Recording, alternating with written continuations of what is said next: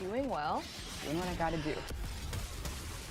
Nice. Rise up, gamers. Rise up, gamers. Live in a society, gamers rise up. The next station will be Fortuna 69. The primary reason why this exists is because I'm going through another one of those phases where Warframe feels less like a game I can load up and enjoy for hours on end, and more like a chore with a checklist of routine stuff to do. I suppose it can be argued that the game has always been about grinding, which is true in a way, but should that mean that it has to be aggravating, dull, or a combination of both? Grind wouldn't be so bad if it didn't feel pointless, annoying, boring, or simply unrewarding to begin with, yet here we are still somewhat trying to recover from the dumpster fire that is Railjack. Yeah, it might be a bit hypocritical of me to say that, given that I willingly subjected myself to doing 1000 form of Oban, but that's a different case. I did that partly for the dead horse of a meme that is needlessly applying multiple forma on stuff, and partly to prove a point. This is mainline content we're talking about here. Mainline content that's been either announced ages ago, hyped up, and delivered as something completely different, or content that was pushed out before the holidays just before the end of the year. It's kind of obvious that both updates were pushed out to meet player demand if there's fucking nothing to do, which is understandable, but only for so long. Rushing out content over and over will not only get on the nerves of players, but it also demonstrates that the need to regularly have new content is starting to outweigh quality control, and that's not a good thing to do, ever. Obviously, rushed content also entails bugs. Lots and lots of bugs.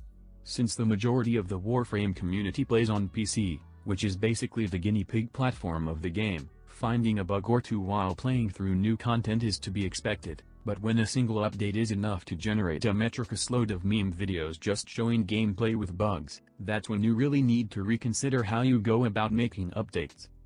All of that is indeed a pretty big determinant in keeping players invested or watching them leave until something a hotfix or more content comes along, and that's something that's becoming disturbingly more common from DE. Everyone basically agrees that the second Dream was the peak of Warframe.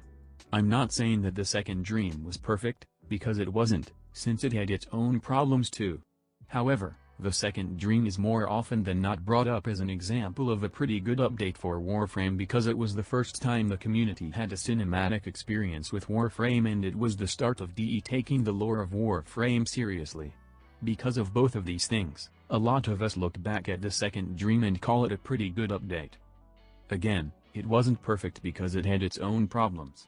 The focus system on release was completely unbalanced, and just like almost every other update, it was delayed. However, an important thing to note is that DE didn't go out of their way to hype up the second Dream. Sure, they gave a few teasers to build up hype, but they never gave or demonstrated any outlandish promises, and if you ask me, that's part of the reason why it was a fantastic quest to play through, because the players were left guessing what exactly they were going to experience. Fast forward to today, and you can look back through various instances of updates either being released after a ridiculous amount of time, released in an incredibly buggy state, or released after an unrealistic amount of hype and expectations. It's a very conflicting decision. DE could either focus on making sure updates are polished before release, but that would lower the amount of content that Warframe would regularly receive, which not only would drive players away, but would cause Warframe to suffer, given that it's a free-to-play game. On the flip side, DE could focus on getting updates out as soon as possible so players could have content on a somewhat regular basis to play through, but that would also drive players away because rushing content means much less time for playtesting and quality control, which results in buggier and possibly unplayable content. And that still applies here in the present day. People have been screaming at DE to focus on just improving and fixing the game, myself included, instead of cramming as many updates as possible down our throats before the end of the year. If the Old Blood and Empyrean were any indication, updates won't bring back players if they're full of bugs, no matter how big they are. The Old Blood saw a reasonable spike in players when it was released back on October 31st. And Empyrean also saw a reasonable spike in players. Yet player count started dropping almost immediately.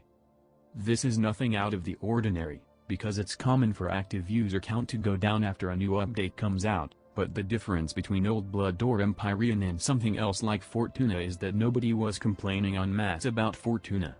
Everyone and their mother was screaming about how buggy Railjack was on launch, to the point that people simply refused to touch Railjack until hotfixes started rolling in. That should never be the norm. The reason why people like Warframe is because it doesn't have big day one patches directly after an update goes live like AAA games do. The reason why people like Warframe is because it allows players to have a good time without making them waste their time like you'd see in other games.